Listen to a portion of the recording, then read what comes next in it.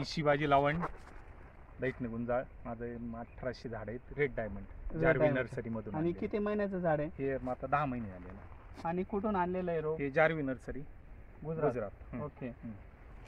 पण याला हे थोडंसं निमॅटोड साठी काम करा प्लीज माऊली, म्हणजे माझा आग्रह राहील. आता हे दिसतंय एवढा मोठा आहे, मूळ एवढं आहे ना, गाठ एवढी झाली. मी त्या हिशोबाने काम करायला, म्हणजे एवढा आता झाड पण दाखवतंय हे जे सिम्पटम दिसत आहे ना पूर्ण निमॅटोडचा प्रॉब्लेम आहे. म्हणजे त्याच्यातून जे माझ्या इथेच प्रॉब्लेम आहे किंवा माझ्या जीवाला त्रास आहे, तर मग मी बाकीचं किती चांगलं तर नाही होणार. आता तुम्ही इथे किती मस्त खत निघू राहिले, तेव्हा हे खत निघू राहिले ना, हे तुमचं बेसल डोस किंवा शेणखत काय दिलं हे नाही घेत आहे. पण इथं सगळं स्टॉप आहे, वरती येत नाही. हे मागतंय मला दे खायला मग त्याचं हळूहळू हे सगळं गळून जाईल.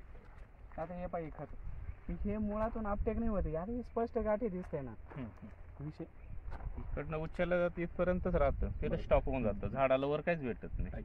मग त्या हिशोबाने पण बाकीचं तुमचं चांगलं आहे. एवढं तुम्ही रेट टायमाला डेअरिंग केली, कारण याला सेटिंगला खूप सारा प्रॉब्लेम येतोय. सेटिंग होत नाही, 100तून 10 फळं सेट होत आहेत. लोक ह्या हिशोबाने लावत नाही. पण मग मी बऱ्यापैकी लोकांना माझं म्हणणं राहतं, याला कॉम्पिटिशन पण नाही जादा नाही, म्हणजे आहेच नाही. लोक गळ होते म्हणून बाबा रेड डायमंड नको. आणि कॉस्टली 150 आणि 200 रुपये रोप जात आहे. 165 रुपयाला त्यांनी मग त्या हिशोबाने 15 रुपये हे लागले एक्स्ट्रा घेतले. त्या हिशोबाने कसं होतं का लोक डेअरिंग करत नाही. ही लागवड करण्याला नको बाबा. पण मार्केट आता माझ्याकडे 2-3 प्लॉट आहे 5-5, 6-6 एकरचे.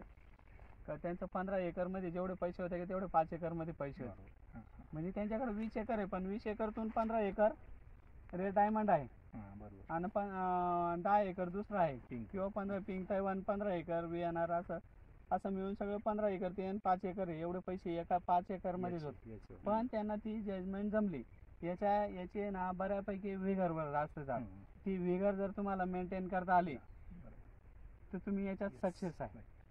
याला लई प्रयोग करणं, लई खतं देणं हे काही विषय नाही. याला हाय ते मेंटेन करा, त्याची ताकद बस. तिला ती कब्जा करा, हे करा, मग तुम्हाला सेटिंगला जास्त अडचण येणार नाही. आता याचा बहार कधी धरला पाहिजे हे सोडून द्या झाड. समजा आता या वेळ तुम्ही ठीक आहे ना, आता याला आहे ना तुम्ही आता धरला पाहिजे ना बहार. आता या सीझनला अडचण नसते तुमच्या, जास्त अडचण तुम्हाला फेब्रुवारी, मार्च, एप्रिल मध्ये खूप अडचण राहते. सेटिंग शक्यतो होतच नाही. पण आता कटिंग कसं करावं लागेल मग याला? कटिंग ठीक आहे ना. आता हे रेग्युलर तुम्ही हे केलंय का, हे तिसरं आहे बा, इथं आहे ना. याला विगर मेंटेन म्हणजे काय, आपण पिंक तैवानचं ना 4थ्या पानावरती वांजकाडी मारतो. तर याचे जर तुम्ही आता इथून 1, 2, 3 इथं जर तुम्ही हे केलं, या 3 मधून जेवढे फूट निघाल तेवढे. आता जसं इथं फूट निघते ना, इथं फळ जर निघालं तर ह्या फळाच्या पुढे आपल्याला 3ऱ्या पानावर स्टॉप करायचा असतो. याला जास्त विगरवर, कारण आपण याला असं 6व्या पानावर स्टॉप करतो ना. 6व्या पानावर जेव्हा स्टॉप करतो ना पिंक तैवान, साईदूने 12 पानं त्याचं न्यूट्रिशनचं काम करत राहतं. आता ही कटिंग केली बरोबर आहे का? बरोबर आहे. मी तुम्हाला एक दाखवतो. एखादी फळाची काडी असेल ना, आता हे बघा तुम्हाला सोपं सांगतो. इथं समजा जर फळ आहे ना, इथं फॉर एक्झाम्पल म्हणून सांगतो, इथं फळ आहे ना, फळाच्या पुढे 1, 2, 3च पानं ठेवायची. फळाच्या पुढे मग ती मेंटेन होती. त्या 3 दुने 6 पानं जेवढं न्यूट्रिशन तयार करतं तेवढं फळच घेतं. बाकीचं याची ना एनर्जी पानातच जास्त राहते. म्हणजे ती विगरवर जास्त असल्यामुळे तुम्हाला तो प्रॉब्लेम आहे. आता इथं हे बघा, इथं फळ दिसत आहे ना, या फळाच्या पुढे 3 पानं पाहिजे. आता इथं आहे ना, आता हे समजा एकच पान झालं, अजून 2 पानं पाहिजे होती. याच्या अन्न निर्मितीचं काम करतोय, म्हणजे गळ काही प्रॉब्लेम होणार नाही. पहिले तर तुम्ही इथं निमॅटोडसाठी चांगलं काळजी घ्या. बाकीचे काही विषय नाही. आणि तुम्ही आता आम्ही नाशिकतून आलो आहे, 2 शब्द तुम्ही बोला,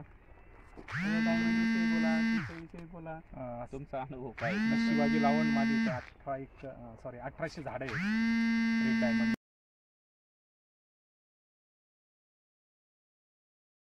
खूप धन्यवाद. ठीक आहे.